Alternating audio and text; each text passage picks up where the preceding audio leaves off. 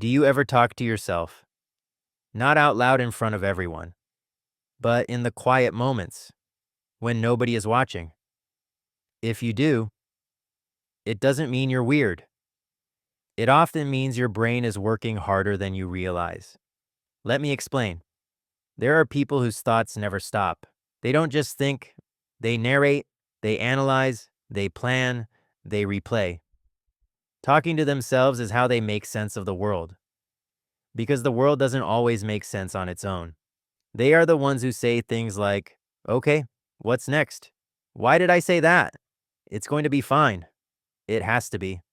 You might see someone whispering to themselves while walking, or practicing conversations before they happen. But what you don't see is the storm inside their mind they're trying to calm.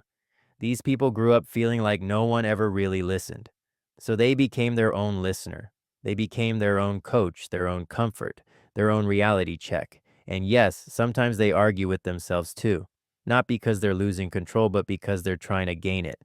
Research shows that talking to yourself out loud activates the brain's problem-solving regions. It can improve memory, self-control, and emotional balance. It's like the mind takes a thought and turns it into something it can actually deal with. People who talk to themselves are usually deep thinkers, the kind who feel everything intensely and overanalyze every tiny detail. They say sorry too much, they care too deeply, they notice things others ignore. They talk to themselves because they don't want their thoughts stuck in their head where they can spiral into anxiety or fear. Talking gives their mind room to breathe. Sometimes they're practicing strength. You can do this. You've survived worse. Sometimes they're healing. It wasn't your fault.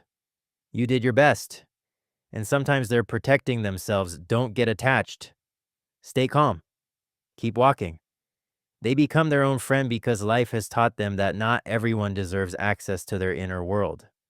So they keep that world alive privately, through whispered conversations, inner dialogues, and late-night self-talk that nobody else will ever hear. They look like they're alone, but they've built company inside their mind that never leaves them behind. If you are one of these people, know this: you're not strange.